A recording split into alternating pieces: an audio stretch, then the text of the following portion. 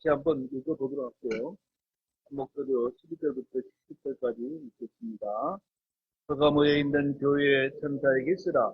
양날 달린 날카로운 검을 가진 자가 이것들을 말하노라.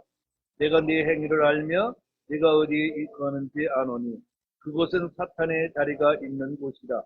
네가 내 이름을 굳게 붙잡고 안디바가 나의 신실한 순교자가 되어 너희 가운데서 곧 사탄이 거하는 곳에서 죽임을 당한 그 당시에도 나의 믿음을 부인하지 아니하였도다. 그러나 내가 너를 책망할 것이 몇 가지 있나니 이는 거기에 발람의 교리를 붙잡는 자들이 네게 있기 때문이다. 그가 발락을 가르쳐 이스라엘 자손 앞에 걸림돌을 놓게 하고 우상들에게 희생물을 바친 것들을 먹게 하며 또 음행하게 하였느니라. 이와 같이 내게도 이골라 땅에 교리를 붙잡는 자들이 있는데 내가 그것을 미워하노라. 회개하라. 그리하지 아니하면 내가 속히 네게 가서 내 입의 검으로 그들과 싸우리라. 귀 있는 자는 성령께서 교회들에게 말씀하시는 것을 들을지어다. 이기는 자에게는 내가 감춰둔 만나를 주어 먹게 하고 또 흰돌을 그에게 줄 터인데 그 돌에는 새 이름이 기록되어 있어 그 돌을 받는 자 외에는 아무도 그 이름을 알지 못하느니라. 아멘. 잠깐 기도하겠습니다. 고맙고 감사하신 거룩하신 하나님 아버지, 참으로 주님의 사랑을 헤아릴 수가 없을 만큼 큼을 저희들이 다시 한번 깨닫고 합니다. 오늘도 주님께서 저희들을 사랑하시고 주님을 사모하는 마음으로 이 자리에 함께 모여 주님을 찬양하며 주님께 경배하게 하실 마음을 주심을 진실로 감사를 드립니다. 이 시간도 몸과 마음과 성품과 정성을 다하여 주님을 경배하며 모든 영혼을 돌리기 위하여 저희들이 올바른 자세로 주님을 찬양하고 또한 그 앞에 예배할 수 있도록 도와주시기를 원합니다. 안타깝게도 우리 이ren 자매님이 이효인 자매님이 또 이제 코로나로 시달리고 있음을 주여 기억하시고 불쌍히 여기시고 긍휼을 베푸시고 또한 넘치는 사랑 가운데서 속히 회복할 수 있도록 도와주시기 원합니다.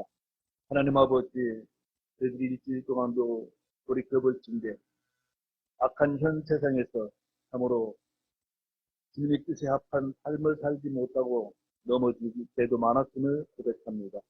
이 시간도 아버지, 저희들을 불쌍히 여기시고 저희들의 몸과 마음과 성품과 정성을 다해 주 앞에 예배할 수 있도록 저희를 정결하고 깨끗하게 하여 주시기를 원합니다. 주님 이제 앞으로 속히 될 일, 곧 예수님이 기록된 모든 일들을 저희들이 살펴보고 있는 가운데 있습니다. 주님께서 저희들에게 큰 구원을 주셨고 영원한 생명을 주셔서 참으로 이제 앞으로 닥칠 일에 대해서는 저희들이 안전함을 저희들이 다시 한번 깨닫게 되면서 또한 감사를 드립니다. 이 시간도 주님께서 이 기록을 통하여서 저희들이 어떤 마음과 어떤 생각과 어떤 행동으로 주님을 영화롭게 할 것인지를 다짐하는 시간 될 수 있도록 도와주시옵소서. 걸어가신 예수님의 이름으로 기도합니다. 아멘. 네, 오늘은 주님이 버가모 교회 천사에게 보낸 편지를 살펴보겠습니다. 버가모 교회는 사도행전이나 바울의 서신이나 다른 사도들의 서신에 한 번도 언급되어 있지 않은 그런 교회입니다. 주님께서 소아시아의 7교회를 언급하신 계시록에 처음 나오는 교회인데 지중해 에게해 연안에서 24km 정도 내륙에 위치하고 있으며 버가모 교회는 서머나 교회에서 직선 거리로 약 64km 정도 떨어진 북쪽 고지대에 위치한 곳입니다. 여러분들이 이제 사도행전의 전도 여행 지도를 보면은 대충 소아시아 교회가 어떻게 분포되어 있는가 지리적으로 알 수가 있을 것입니다.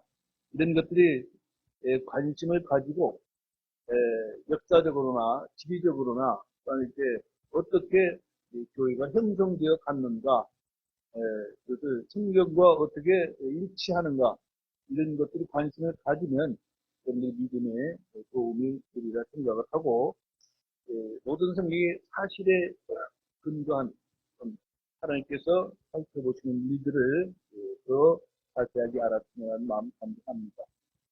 버가모는 아탈루스 왕족의 수도로서 기전 3, 2세기 전에 번성한 문화도시로 20만 권의 장서가 있는 도서관으로 유명한 것입니다.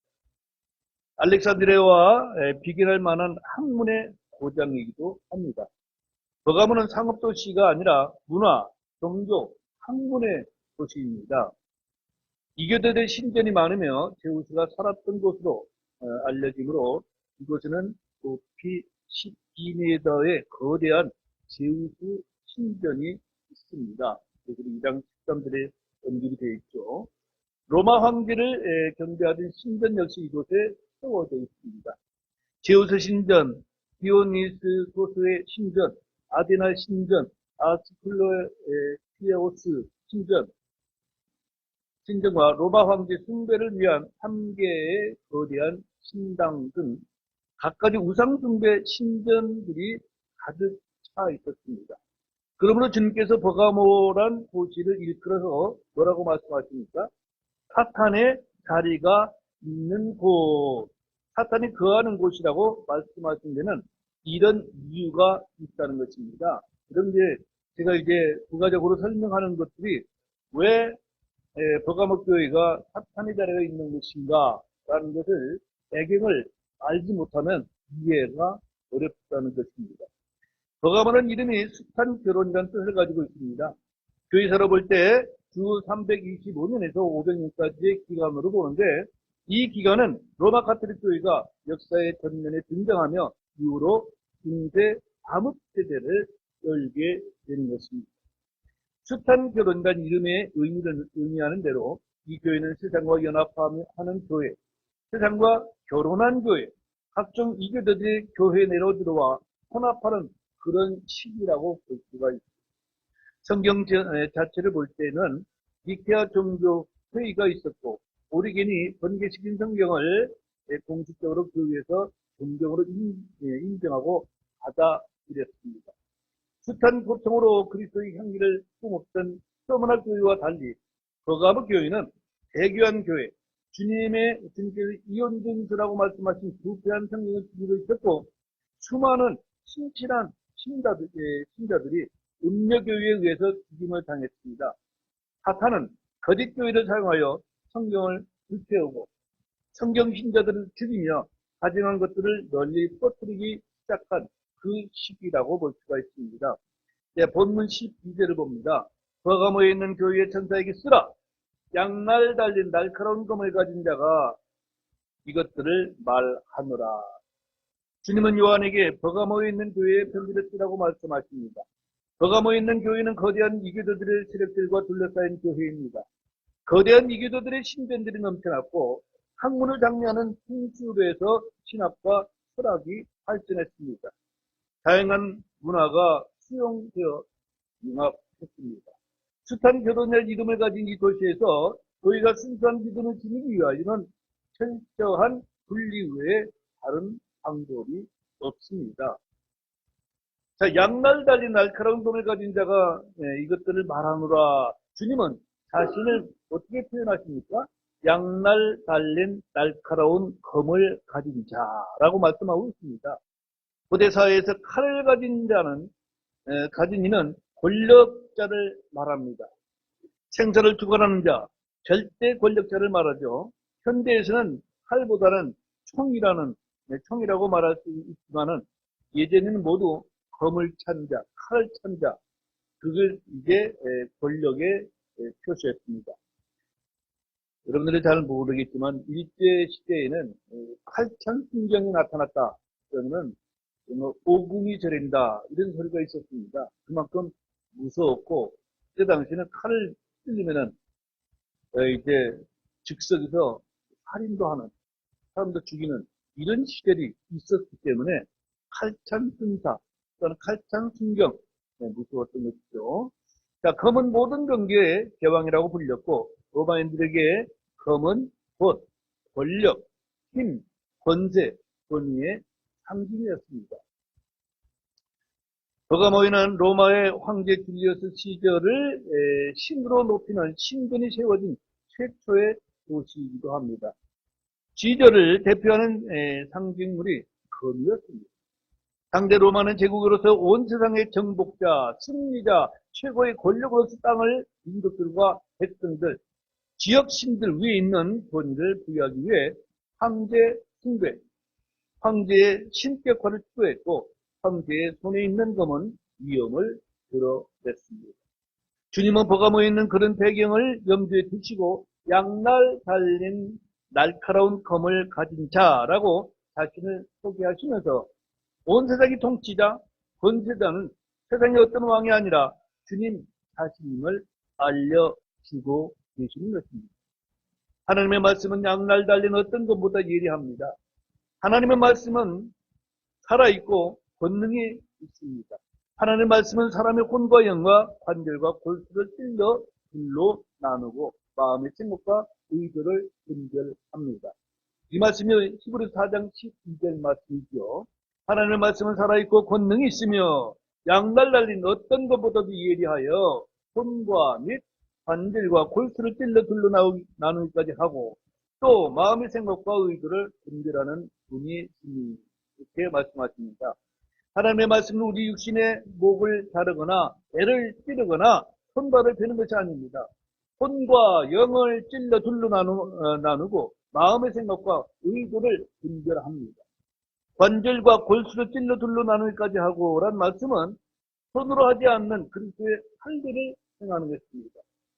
골로새서 2장 11절에서 또한 그분 안에서 그리스도의 할례에 우리 위해 육신의 죄들에 속한 몸을 벗어버리므로 손으로 하지 않은 할례를 받았느니라 이렇게 기록하고 있습니다. 하나님께서 침토에 붙어있는 우리 몸에 붙어있는 혼을 성령의 검, 말씀 검으로 할례를 행하시는 것입니다. 에베소 6장 17절에서 구원의 투구와 성령의 검, 곧 하나님의 말씀을 취하라 그랬습니다. 우리는 눈에 보이는 검이 실제 검인 줄 알지만은 하나님의 말씀이 곧 예리한 검이라고 말씀하셨죠.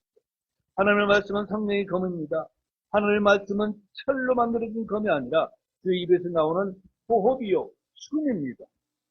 이것은 소멸시키는 불과 같은 하얀 검이라 그렇게 말하죠. 성령의 검은 악한 영, 악한 생각을 찌르고 버릴 수 있습니다. 하나님의 말씀은 마귀를 대적하며 악한 영들을 물리칠 때 쓰는 영적인 검입니다. 주님은 미워 야단, 베헤못과 같은 영적 존재들에 대해서 말씀하시면서 이들이 사람들의 어떤 무기나 공격에도 무서워하지 않는다고 말씀하고 있죠.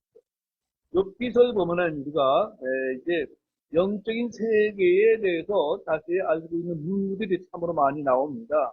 욥기 40장 19절에 보니까 그는 하나님의 길들 중에서 으뜸이지만 그를 만든 자가 자신의 칼을 그에게 가까이 댈 수 있느니라. 예, 누구도 미워 야단이라든지 베헤못을 본 사람은 없습니다. 이다 영들이기 때문에 사람들이 어떤 무기로 그들과 대적하여 싸울 수 있는 것은 아닙니다. 그러나 하나님의 말씀이 검이 되어 그들을 찌를 수 있다는 말씀을 하고 계시죠. 이들을 물리칠 수 있는 유일한 무기는 이들을 만드신 창조주 하나님께서 자신의 칼, 성령의 검을 그에게 가까이 될 수 있다고 성경 기록하고 있습니다. 주님의 입에서 나오는 말씀은 영적인 존재들에게 가장 치명적이고 위협적인 것입니다. 데살로니가후서 2장 8절에도 그 뒤에 저 사악한 자가 드러날 터인데 주께서 자신의 입의 영으로 그를 소멸시키시고 신이 오실 때의 광채로 그를 멸하시리라 말씀하고 있습니다. 주님께서 저 사악한 자, 즉 적그리스도를 무엇으로 멸하십니까? 자신의 입의 영으로 그를 소멸시키십니다. 주의 입에서 나오는 주의 말씀은 마귀를 소멸시키는 성령의 검입니다. 주의 말씀은 사람들의 마음을 다루는 날카로운 검입니다. 사도행전 5장 33절에도 그들이 그 말을 듣고 마음이 상하여 사도들을 죽이려고 의논하였는데, 마음이 상하여란 표현을 우리 성경으로 보시면은 they were cut to the heart. 그들의 마음을 칼로 잘랐다라고 표현하고 있죠. 사도들이 선포한 주의 말씀은 날카로운 검이었고 듣는 이들의 마음을 잘랐습니다. 말씀을 들은 완악한 유대인들조차 마음에 칼질당하는 시험을 했던 것이죠. 사도행 7장 54절에 유명한 구절들이 있습니다. 그들이 그것들을 들을 때에 마음이 상하여 그를 향해 이를 갈았으나 드데반의 말씀 선포를 들은 사람들 역시 동일합니다. 그들의 마음은 살아있고 권능 있는 날카로운 검에 잘렸던 것이죠. 사도행서 2장 37절에서 이때에 그들이 이 말을 듣고 마음이 찔려 베드로와 나머지 사도들에게 이르되 사람들아 형제들아 우리가 어찌할까 함으로 그랬습니다. 제가 이 말씀들을 드리는 것은 하나님의 입에서 나오는 날카로운 검이 어떤 일을 했는가를 가르쳐 주고 있는 것입니다. 하나님 말씀이 검이란 사실은 성경 곳곳에서 발견할 수가 있습니다. 여러분은 성령의 검을 가지고 있습니까? 전쟁터에서 무기를 잃어버린 군인, 무기를 가지고도 사용할 줄 모르는 군인들을 생각해 보십시오. 적들이 우습게 여기며 노략질을 할 것입니다. 많은 크리스천들이 말씀을 가지고도 사용할 줄을 모릅니다. 무기의 용도도 모르고 사용법도 모른 채 전쟁터가 아닌 놀이터에서 놀고 있는 형상입니다. 여러분은 하나님의 주신 강력한 무기를 잃어버린 채 살고 있지 않는지 자신을 돌아보십시오. 시편 149편 6절에 성도들의 입에는 하나님을 높이 찬양함이 있고 성도들의 손에는 양날 달린 검이 있을지니 그랬습니다. 주님의 입에서 나오는 양날 달린 검을 성도들이라면은 다 가지고 있어야 합니다. 이게 바로 이제 여러분들이 완전 위장을 한 채 살아가는 것이죠. 여러분의 손에 양날 달린 검이 있어야 합니다. 구약과 신약은 우리의 손에 있는 양날 달린 검입니다. 당시 버가모에는 20만 권이 넘는 도서를 구비한 대형 도서관이 있었습니다. 버가모라는 단어는 동물의 가죽으로 만든 종이에 해당하는 양피지, 사본과 같은 어원인데 파피루스보다도 훨씬 질기고 고급스러운 양질의 가죽으로 된 종이입니다. 버가모의 유네미스 2세 때는 대형 도서관을 세워 알렉산드리아의 학자들을 이곳으로 오도록 했습니다. 그러나 이곳에 있는 수십만 권의 책들 중에 어떤 것도 우리의 손에 잡아야 할 양날 달린 검은 없습니다. 국회 도서관이나 대학 도서관이나 어느 연구소에서 운영하는 도서관의 책들이라도 그것들은 양날 달린 검이 아닙니다. 우리 입술에 하나님을 찬양함이 있고 우리 손에는 올바른 흥력이 있어야 합니다.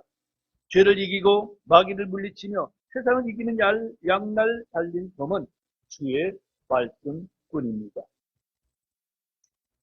고린도서 6장 7절에서 진리의 말씀과 하나님의 권능과 오른손과 왼손에 든 의의 병기로 그리하며 그랬습니다.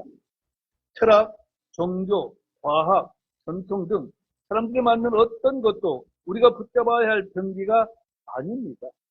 우리의 양손에는 성령의 검, 주의 말씀만으로 충분합니다. 그 외에 어떤 것을 무기로 삼지 말아야 합니다. 자신이 대학에서 배운 학문이나 세상에서 배운 경험, 어디에서 주워든 철학, 일반 상식들로 자신을 무장하지 마십시오. 주의 말씀으로 자신을 무장하시길 바랍니다. 양날 달린 날카로운 검을 가진 하나님은 심판자 또는 죽이시는 분, 악을 멸하시는 분이죠. 정복자요, 승리자이십니다. 자, 본문 계시록 2장 13절 말씀입니다. 내가 네 행위를 알며 네가 어디 거하는지 아노니 그곳은 사탄의 자리가 있는 곳이라.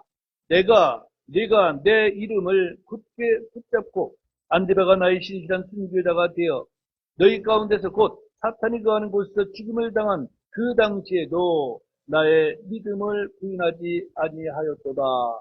얼마나 대단한 믿음인지 이 한계를 통해서 그가 있는 곳이 평화로운 곳이 아닙니다. 또한 아군이 있는 곳이 아닙니다. 그것은 사탄의 자리가 있다. 그런 곳에서 믿음을 지키고 그들에게 굴복하지 아니하고 순교를 했습니다. 주님께 충분히 칭찬 들을 만한 믿음을 소유한 자입니다. 주님은 버가모 교회의 행위를 알고 어디에 거하는지 아신다고 하십니다. 버가모 교회의 행위는 무엇입니까? 주님의 이름을 굳게 붙잡고 순교자가 되어 죽임을 당할 때에도 믿음을 부인하지 않는 것입니다. 버가모 교회가 있는 버가모에는 이교도들의 거대한 신전들이 즐비하고 또한 형제에게 신격을 부여해서 제물을 바치는 신전도 있었습니다. 그러므로 주님은 버가모를 사탄의 자리가 있는 곳, 사탄이 거하는 곳이라고 말씀하고 계십니다. 바벨론의 신비 종교를 그대로 흡수해서 버가모 교회에서 고대 바벨론 종교의 의식들이 거행되었습니다. 오늘날 교회들이 행하는 여신 숭배, 세미라미스라든지 마리아라든지 또한 크리스마스는 사실은 동지 축일이죠. 네, 우리 모든 사람들이 예수 그리스도의 탄신일로 알고 있지만은 이교도들의 동지 축일인 것입니다. 또한 부활절도 마찬가지입니다. 담무새 부활을 저들이 추모하는 그날을 이제 천주교에서 부활절로 예수 그리스도의 부활절로 받아들이고 있는 것이죠. 묵주, 제사장 체계, 담무새 동전의 탕생 등 대부분의 이교도들의 종교 의식이 카톨릭에서 각색되어 개신교회 안으로 유입되었다는 사실. 그런 중에 버가모 교회는 주 예수 그리스도의 이름을 굳게 붙잡았습니다. 안디바는 신실한 순교자가 되어 죽임을 당했습니다. 버가모 교회의 성도들은 이런 고난과 위기 속에서 붕괴된 것이 아니라 믿음을 부인하지 않았습니다. 이것이 주님께서 칭찬하신 버가모 교회의 위대한 점입니다. 버가모 교회는 사탄의 자리에 있던 교회요, 사탄이 거하는 곳에서 죽임을 당하는 성도들이었지만 그런 환경에 전혀 굴복하지 않았습니다. 여러분들, 저와 여러분들이 지금 살고 있는 세상은 어떻습니까? 누가 우리가 예수 믿는다고 흉을 보기도 합니까? 핍박을 하기도 합니까? 그런데도 불구하고 저희들은 얼마나 낙태하고 있습니다. 그러나 버가모 교회는 그렇지 않다는 사실. 여러분들이 성경을 배우면서 또한 성경을 읽으면서 그 배경을 모른다면 그들의 믿음의 가치에 대해서도 알 길이 없기 때문에 제가 부연 설명을 하고 있는 것입니다.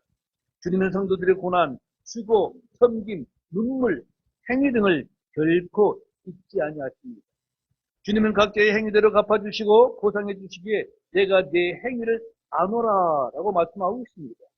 우리는 어둠의 행위를 벗어버리고 옛사람의 행위를 벗어버리고 사람들의 불법의 행위를 보고 들으며 흔히 고통받지만 선한 행위를 하도록 창조된 자들임을 알고 선한 행위를 지속하는 것을 배워서 지혜의 온유함으로 선한 행위에서 나오는 자신의 행위를 보여야 합니다.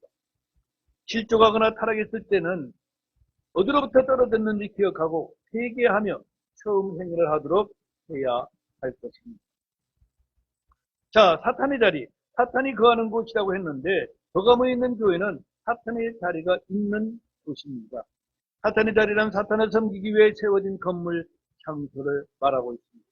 이교도들의 신전으로 제우스 신전이나 아테네 신전이 버가모의 대표적인 신전 건물들입니다. 언덕 위에 세워진 거대한 이 신전은 365일 내내 불을 피웠고 모든 시민들이 신전에서 솟아오르는 연기를 볼 수 있게 했습니다. 신전 둘레로는 온갖 신들과 고대 거인들의 형상을 조각해 놓아서 아직까지 그 작품들이 유물로 남아 있습니다. 고대 바벨론의 신비 종교와 고대 그리스의 신들이 공존하는 도시가 바로 버가모라는 도시입니다. 사람들은 학문을 숭상하고 문화를 발전시켰습니다. 버가모 교회는 그런 사탄의 자리가 있는 곳에 있었고 이교도들은 자신들의 신을 부정하는 크리스천들을 자신들의 신전에서 죽였습니다. 본문의 사탄의 자리는 문자 그대로 사탄이 거하는 자리입니다. 사탄의 왕좌, 사탄의 권세를 말하고 있는 것입니다. 계시록 13장 2절 하나 보고 넘어가도록 하겠습니다. 계시록 13장 2절.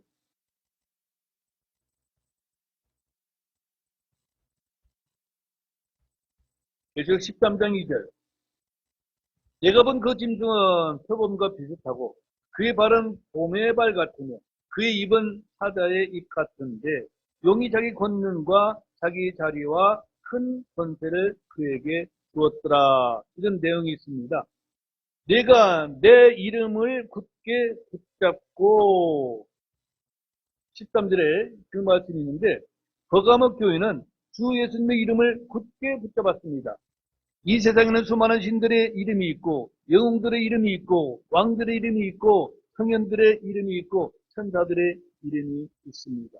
그러나 우리가 붙들어야 할 이름은 예수 그리스도 한 분뿐입니다. 예수란 이름은 그가 자기 백성을 그들의 죄들에서 구원할 것이기 때문이다 하는 뜻이 있기 때문입니다. 그분의 이름은 임마누엘, 즉 우리와 함께 계시는 하나님이라는 뜻입니다. 우리는 예수란 이름으로 인해 모든 사람에게 미움을 받고 예수란 이름으로 누군가를 대접할 때 그는 보상을 잃지 않습니다. 예수란 이름으로 어린아이 하나를 받아들이는 자도 주님을 받아들이는 것이라고 말씀하십니다. 두세 사람이 예수란 이름으로 함께 있으면 그곳에 주님이 그들 가운데 계신다고 말씀하십니다. 예수란 이름으로 뭔가를 잃은 사람들, 또한 버린 사람들은 100배를 받고 영존한 생명을 얻습니다. 예수란 이름은 모두가 믿고 신뢰해야 할 이름이며 또한 믿는 많은 사람들이 그 이름으로 와서 사람들을 속이기도 합니다. 예수란 이름으로 인해 많은 이들이 고통을 받고 죽고 미움을 받습니다. 우리는 예수님의 이름으로 침례를 받았고 그분의 이름으로 침례를 줍니다. 회개와 죄들의 사명이 그분의 이름으로 선포되고 그분을 받아들인 자들, 곧 그 이름을 믿는 자들에게는 다 하나님의 아들들이 되는 권능을 주셨습니다. 예수란 이름은 하나님의 독생자의 이름이요 그 이름을 믿지 아니하는 자는 이미 정죄를 받았습니다. 예수님은 하나님의 이름, 아버지의 이름으로 왔기에 사람들의 대책을 받았습니다.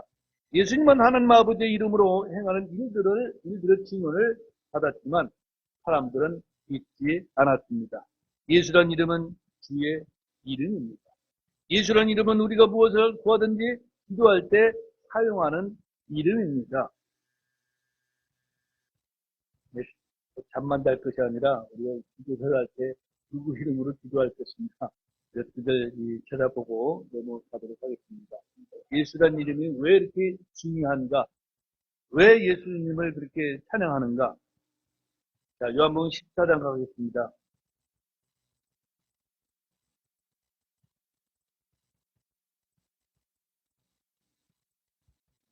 구약에서나 신약에서나 환란 때에도 예수란 이름이 얼마나 중요합니다. 자, 요한복음 14장 13절. 너희가 내 이름으로 무엇을 구하든지 내가 그것을 행하리니. 많은 사람들이 기도를 합니다. 근데 누구에게 기도를 해야 되는지도 모르지만 누구 이름으로 기도를 해야 되는지 모릅니다. 많은 탈북민들의 이야기를 제가 좀 자주 듣지는 않는데 그들이 절체절명의 위기에서 정말 누군지는 모르지만 하늘에 계신 그분에게 기도를 했다. 이런 고백을 많이 듣습니다. 네. 물론 주님께서 그들에게 보호해 주셨지만은 누구의 이름으로 기도할 것인가? 여러분들은 이미 예수 그리스도 이름으로 기도하고 계신 줄 제가 압니다. 14절에도 보니까 너희가 내 이름으로 무엇이든지 구하면 내가 그것을 행하리라. 이 주님의 약속입니다. 네. 그렇기 때문에 그 약속을 믿는 자들은 주의 이름으로 무엇이든지 구할 수가 있습니다. 이것은 너무나 엄청난 약속의 말씀입니다. 요한복음 15장으로 가십시오. 15장 16절에 너희가 내 이름으로 아버지께 무엇을 구하든지 그분께서 그것을 너희에게 주시게 하려 합니다. 예, 16장 23절 너희가 무엇이든지 내 이름으로 아버지께 구하면 그분께서 그것을 너희에게 주시리라. 예수님의 이름이 왜 이렇게 중요한가? 지금까지는 너희가 내 이름으로 아무것도 구하지 아니하였으나 구하라. 그러면 너희가 받으리니 이로써 너의 기쁨이 충만하니라. 16장 24절 말씀이죠. 주님은 자신의 이름으로 구하라고 말씀하고 계십니다. 성경의 기록 목적은 예수님의 이름을 믿고 구원받는 데 있습니다. 누구든지 그분의 이름을 부르는 자는 구원을 받는다고 사도행전 2장 21절에 말씀하고 있습니다. 그분의 이름 외에 다른 누구의 이름, 어떤 이름으로도 구원을 받지 못합니다. 예수란 이름은 그분을 모든 권력과 권능과 강력과 통치와 이 세상뿐 아니라 오는 세상에 불리는 모든 이름보다 훨씬 위에 두셨다고 에베소 1장 21절에 말씀하셨습니다. 하나님께서는 그분을 높이 올리시고 모든 이름 위에 있는 이름을 그분에게 주사 하늘에 있는 것들과 땅에 있는 것들과 땅 아래에 있는 것들의 모든 무릎이 예수라는 이름에 굴복하게 하셨음을 빌립보서 2장 9절로 10절에 기록하고 있음을 보게 됩니다. 예수라는 이름은 천사들보다 훨씬 더욱 뛰어난 이름입니다. 그러나 놀라운 것은 그날에 수많은 사람들이 주여 주여 우리가 주의 이름으로 기도했나이다, 무엇을 바랐나이다, 구하였나이다 라고 하지만 그들은 구원받지 못한 자들로 드러난 것이 마태복음 7장 22절 말씀입니다. 이것은 무엇입니까? 믿음이 없는 것입니다. 자, 오늘 계시록 2장 13절에서 안디바가 나의 신실한 순교자가 되어 그랬습니다. 거가목교회는 그 지역에서 경배받던 수많은 신들이 아닌 주 예수님의 이름을 굳게 붙잡았습니다. 로마 캐토릭이 마리아의 이름을 굳게 붙잡고 천사들이나 죽은 성들의 이름을 굳게 붙잡는 것은 하늘의 땅의 차이, 천국과 지옥의 차이가 있습니다. 안디바는 주님의 신실한 순교자가 되어 죽임을 당했습니다. 자, 어디에서 죽었는지 보십시오. 13절에, 계시록 2장 13절에 너희 가운데서 곧 사탄이 거하는 곳에서 죽임을 당했습니다. 서문학교에 사탄의 회장인 자들이 있었듯이 거가목교회는 사탄이 거하는 곳이라 불리는 자들이 있었습니다. 역사를 돌이켜보면 로마 캐토릭 교회와 정확히 일치하고 있습니다. 신실한 순교자들은 카톨릭 교도들, 즉 사탄이 거하는 곳에서 종교 재판을 받고 죽임을 당했습니다. 이런 일은 유대인들 사이에서도 마찬가지입니다.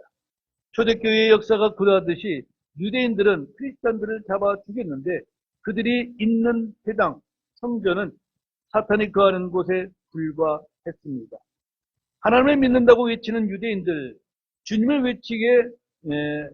외치는 캐토릭 교도들 가운데도 신실한 순교자가 되어 죽은 이들은 사실 사탄이 거하는 곳에서 죽임을 당한 것이라 보면 될 것입니다.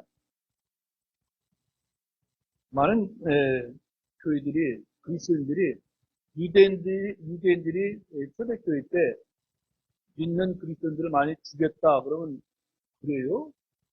의외로 묻는 사람들이 많이 있습니다. 그 증거가 누구예요? 사도 바울이죠. 그는 유대교회의 신자로서 열심히 특심하다. 즉 그리스도를 믿는 사람들을 잡아다 죽이는 것이 하나님을 위한 일이다 라고 자기가 고백했습니다. 그와 마찬가지로 유대인들이 그리스도인들을 죽인 숫자도 만만치 않습니다. 천주교도들만 그리스도인들을 죽인 것이 아닙니다. 본문에 주목해 보십시오.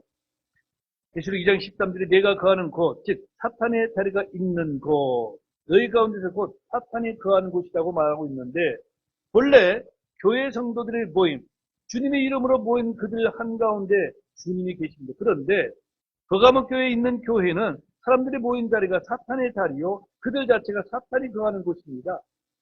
사탄은 유대교도들, 무슬림 교도들, 캐톨릭 교도들과 같은 종교인들 사이에 거하고 있습니다. 서문학교회는 스스로 유대인을 하나, 유대인이 아니라 사탄의 회당인 자들이었고, 거가목교회에서는 사탄의 자리, 사탄이 거하는 곳인 사람들이 있었습니다. 성도들의 몸은 성령의 거처입니다. 교회는 다니지만 믿지 않는 자들의 몸은 사탄의 자리, 사탄이 거하는 곳이라고 보면 될 것입니다. 순수한 하나님의 양무리들을 모이는 교회가 아니라 이교도, 이교도화된 교회였기 때문입니다. 슬프게도 오늘날 많은 교회가 버가모 교회의 모습이라 봐도 아닙니다. 14절입니다. 예시록 2장 14절. 그러나 내가 너를 책망할 것이 몇 가지 있나니 이는 거기에 발람의 교리를 붙잡는 자들이 내게 있기 때문이라. 그가 발락을 가르쳐 이스라엘 자손 앞에 걸림돌을 놓게 하고 우상들에게 희생물로 바친 것들을 먹게 하며 또 음행하게 하였느니라. 주님은 버가모 교회를 향해 내가 너를 책망할 것 몇 가지가 있나니 말씀하셨죠. 자, 주님은 칭찬하실 것은 칭찬하시고 책망하실 것은 책망하십니다. 이 둘을 혼합하거나 어느 한 가지로 다른 한 가지를 덮어버리지 아니하십니다. 14절에 보면 이는 거기에 발람의 교리를 붙잡는 자들이 내게 있기 때문이라. 버가모 교회는 순수한 주님의 말씀이 아닌 이교도의 교리, 세속화된 풍습, 철학 등이 이미 자리 잡고 있었습니다. 유대인들이 주님의 말씀보다 사람들의 전통과 계명을 더 따랐듯이 버가모 교회는 교회의 전통, 교회의 법, 교회의 가르침, 사람들이 맞는 교리를 주의 말씀 성경처럼 들었습니다. 발람의 교리는 성경 말씀에서 나온 교리가 아니라 이교도의 교리인 것입니다. 발람은 이교도의 제사장 겸 대언자로서 점쟁이였다고 민수기 22장 7절에 말하고 있는 것을 볼 수가 있죠. 그는 이스라엘을 저주해달라는 모압 왕 발락의 부탁을 받고 그에게 갔습니다. 발락은 발람에게 금은 보화를 물론이요 높은 지위를 보장했습니다. 그러나 주님께서는 발람에게 명하여 이스라엘을 저주하는 말을 한마디도 못하게 하셨고 도리어 축복을 하도록 하셨습니다. 주님께서는 그에게 해야 할 말을 주셨습니다. 발람은 직접 이스라엘을 저주할 수 없게 되자 발락을 가르쳐서 이스라엘 자손 앞에 걸림돌을 놓게 했습니다. 자신이 이스라엘 백성을 저주하기보다는 이스라엘 백성들이 스스로 죄를 짓는 방법, 죄를 지켜야 하는 방법을 발락에게 가르쳐 준 것이죠. 이스라엘 스스로 죄를 범하도록 유혹해서 그 하나님께 저주와 심판을 받도록 하는 것입니다.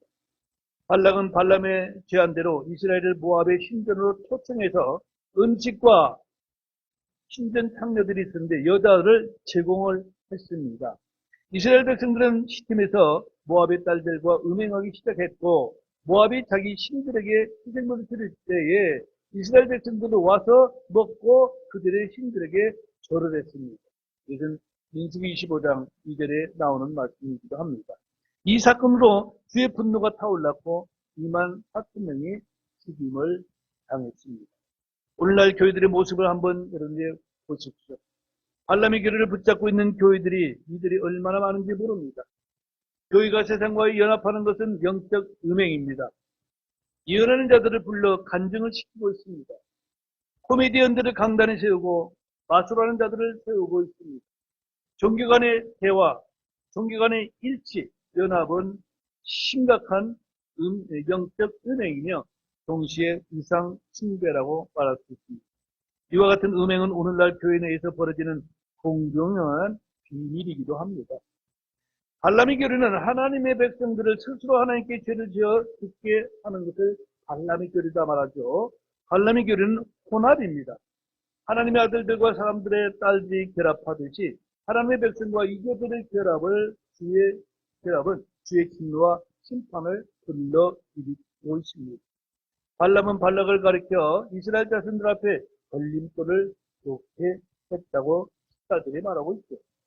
마귀는 성도들의 길에 올무를 놓습니다. 성도들은 마귀의 올무에 걸리지 않도록 해야 합니다.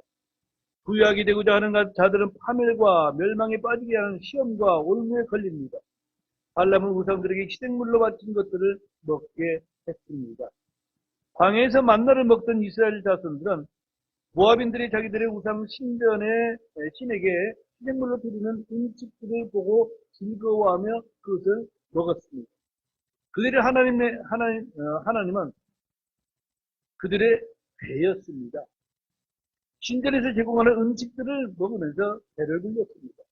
뿐만 아니라 신전 창녀들과 연합하여 음행하였는데 모두 발람에게 가르쳐서 행하게 한 것들임을 알게 되지. 신약 성경에는 발람의 교리, 발람의 길, 발람의 오류에 대해서 많이 언급하고 있습니다. 발람의 교리는 음행과 우상 숭배입니다. 발람의 길은 바른 길을 저버리고 우리의 싹을 따라가는 것입니다. 발람의 잘못은 탐욕으로 내려 달려가는 것이죠. 탐욕은 우상 숭배라고 말하고 있습니다. 발람이 가르친 것과 우리 주님의 은혜가 가르친 것의 차이를 여러분들이 알아야 합니다. 자, 우리 디도서 2장 말씀을 보겠습니다.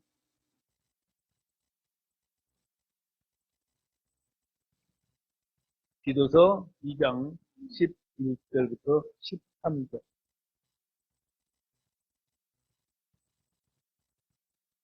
전부 다 지난밤에 철야를 하신 분들만 오셨네요. 밤새도록 무슨 기도를 그렇게 열심히 하셨는지 잘 주무신 분들 깨워서 미안합니다. 네, 디도서 2장 11절부터 13절 다 같이 읽겠습니다.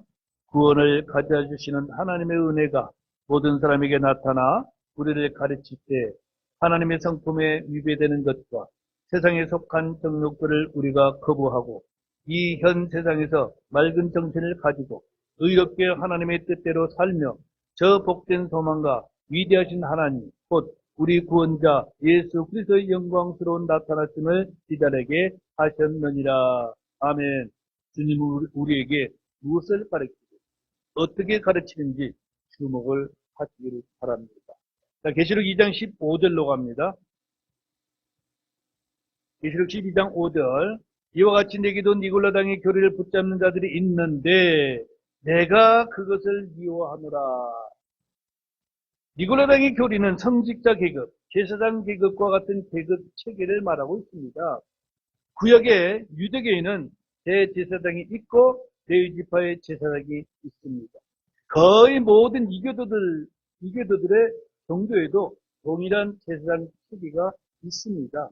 여러분들 성경을 읽다 보면은 이교도들에게도 제사장이 있는 것을 여러분들이 자주 읽게 될 것입니다. 그러나 신약교회는 그런 체계가 없습니다. 모든 크리스천들은 서로가 형제요 지체이기 때문입니다.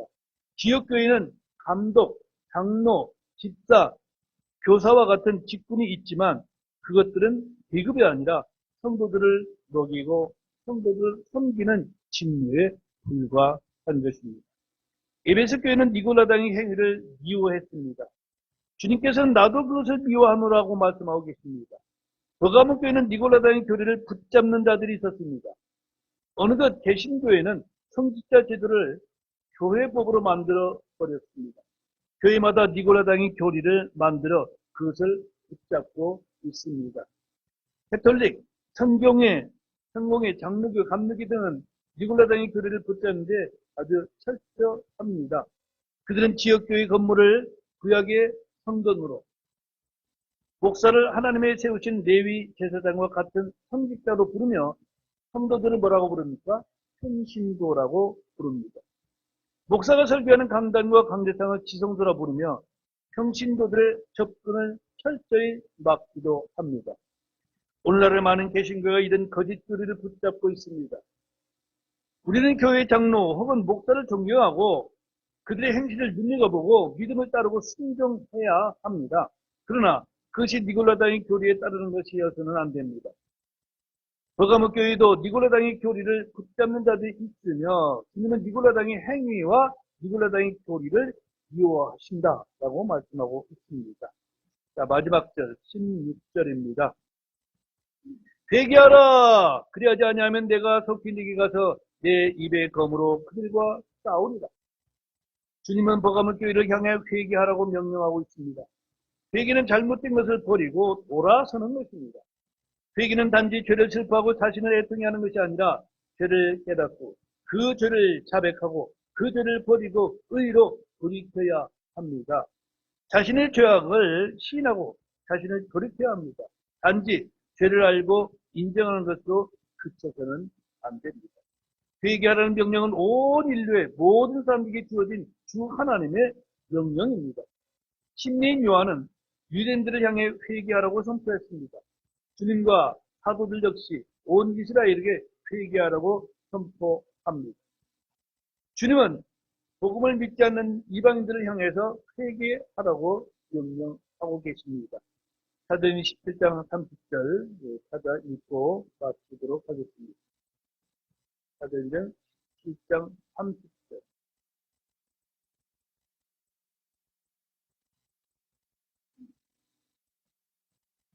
네, 찾으셨으면 다 같이 읽겠습니다. 하나님께서 이같이 무죄하던 때를 눈감아 주셨으나 이제는 모든 곳에서 모든 사람들에게 회개하라 명령하시나니. 그렇습니다. 예, 이제 때가 가깝기 때문에 모든 사람, 모든 곳에서 회개하라고 명령하셨습니다. 회개하라. 하늘의 왕국이 가깝기 때문입니다. 다 같이 일어나셔서